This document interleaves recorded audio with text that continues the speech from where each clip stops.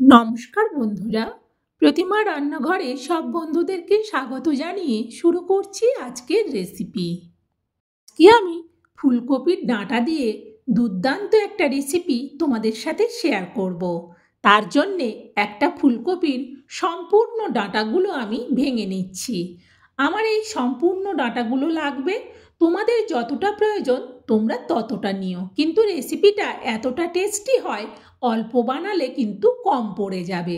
দেখো, সব সরু ডাঁটাগুলো ভেঙে নিলাম, কিন্তু এই মোটা যে অংশটা এটা আমি নেব না, এটা আমার লাগবে না, শুধু এই সরু ডাঁটাগুলো হলেই হয়ে যাবে। এই মোটা ডাঁটাটা রেখে দিচ্ছি।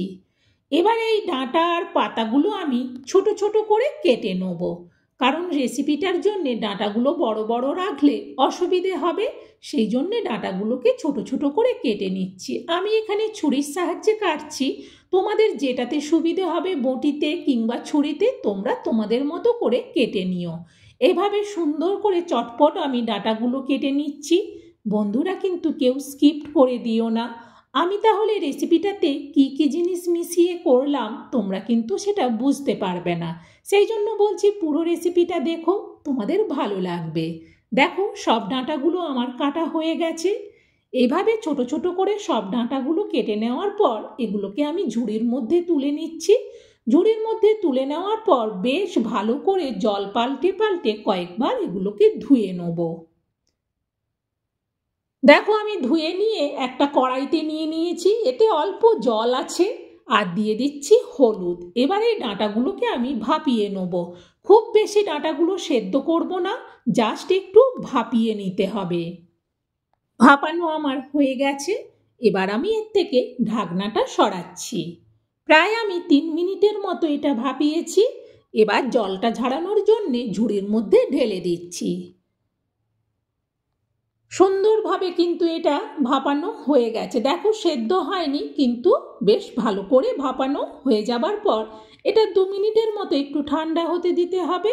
এরপর এই ভাপানো ডাঁটাগুলো দিয়ে দিচ্ছি মিক্সার জারের মধ্যে। এতে কিন্তু একটুও জল দেব না, কারণ এই ডাঁটাগুলো যে ভাপিয়েছিলাম এর মধ্যেই অনেকটা জল জল ভাব আছে। সব ডাঁটাগুলো দেওয়ার পর এবার এটার একটা সুন্দর পেস্ট তৈরি করে নেব। তাহলে আমি পেস্টটা করেই তোমাদেরকে দেখাচ্ছি কিভাবে আমি পেস্টটা বানিয়েছি। দেখো, পেস্ট করে নিয়ে চলে এসেছি। কতটা সুন্দর দেখতে একটা পেস্ট হয়েছে। এবার এই পেস্টটাকে একটা বড় বাটির মধ্যে আমি বের করে নিচ্ছি। পুরো মিক্সার জারটা একেবারে পরিষ্কার করে বের করে নেব। দেখো, একেবারে পরিষ্কার করে নিয়েছি। এবারেতে দিয়ে দিচ্ছি আমি পরিমাণ মতো লবণ, আর দিচ্ছি পরিমাণ মতো হলুদ, দিচ্ছি এতে 1 চামচ লঙ্কার গুঁড়ো। এবার এই বাটিটাকে একটু সরিয়ে দিয়ে এতে দেওয়ার জন্যে আমি নিয়ে নিচ্ছি শুকনো সয়াবিন বড়ি। প্রায় এটা 50 গ্রামের মতো আছে সয়াবিন বড়ি। এবার এটাকে গুঁড়ো করে নেব। দেখো, সয়াবিন বড়িটাকে গুঁড়ো করে নিয়ে চলে এসেছি। এই শুকনো সয়াবিনের গুঁড়োটা দিলে এই ডাঁটার মধ্যে যে জল জল ভাব থাকে সেটা কিন্তু একেবারেই চলে যাবে। এবার বেশ ভালো করে কিন্তু এটা মেশাতে হবে। এই ঝাল ঝাল রেসিপিটা এত মজা লাগে খেতে, যখন বিকেলবেলা সন্ধ্যের চায়ে কিংবা এমনি খাবে দুর্দান্ত লাগে। খেয়ে কেউ বুঝতে পারবে না যে এটা ফুলকপির ডাঁটা দিয়ে বানানো। দেখো, কতটা সুন্দরভাবে ঝরঝরে হয়ে মিশে গেছে। এইটা মাখিয়ে নেওয়ার পর বোঝা যাবে যে এতে আর কতটা কি লাগবে।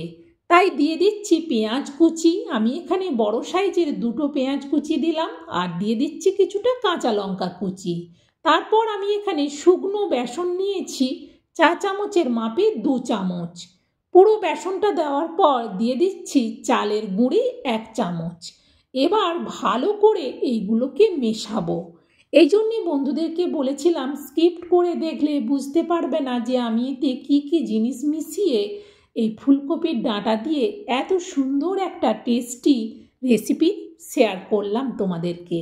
এবার ভালো করে হাত দিয়ে কিন্তু এটাকে মাখিয়ে নিতে হবে। দেখো, সুন্দরভাবে কিন্তু এটা মাখানো আমার হয়ে গেছে। এটা এবার আমি হাত দিয়ে যেমন ডিজাইনের করতে চাইবে সেই মতো বানানো যাবে। আমি এখানে গোল গোল করে লিচি কেটে নিচ্ছি। লিচি কেটে ছোট ছোট করে চাপটা চাপটা করে ঠিক চপের মতো করে বানিয়ে নেব। আর এগুলো এই হাতে একসাথেই বানিয়ে নিলে পরে কিন্তু খুব সুবিধে হয়, তখন চটপট এটা বানানো যায়। দেখো একটা হয়ে গেছে। এইরকম করে আমি প্রত্যেকটাই কিন্তু একেবারে তৈরি করে নেব। দেখো সবগুলো আমার তৈরি হয়ে গেছে। এবার আমি ভালো করে হাতটা ধুয়ে নেব। হাতটা ধুয়ে তারপর এগুলোকে ভেজে নেব। তার জন্যে আমি গ্যাস জ্বেলে দিয়ে কড়া বসিয়ে দিয়ে তাতে দিয়ে দিলাম তেল। এবার তেলটাকে কিন্তু খুন্তি দিয়ে আমি একটু কড়ার উপর পর্যন্ত চাড়িয়ে নিচ্ছি। আর তেলটা ততক্ষণে বেশ ভালো করে গরমও হয়ে গেছে।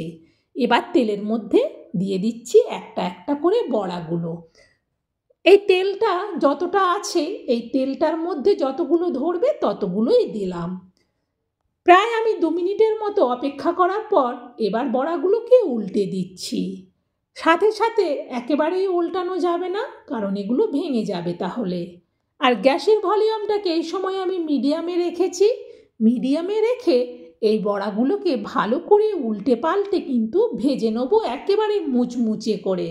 এই ঝাল ঝাল বড়াগুলো খেতে যা সুন্দর লাগে, যখন বানাবে তখন বুঝতে পারবে। দেখো ভাজা হয়ে গেছে। এবার এগুলো আমি তুলে নিচ্ছি। আর বাকিগুলোকেও কিন্তু একই রকমভাবে ভেজে নেব। বন্ধুরা, এইভাবে ফুলকপির ডাঁটা ভেজে তোমাদেরকে আমি শেয়ার করলাম। দিয়ে দিচ্ছি আরও কিছুটা কাঁচা লঙ্কা, তার সাথে একটু ধনেপাতা। প্রথমে আমরা এটা মুড়ি দিয়ে খাবো, তারপর চা খাবো। খেতে কিন্তু দুর্দান্ত লাগে।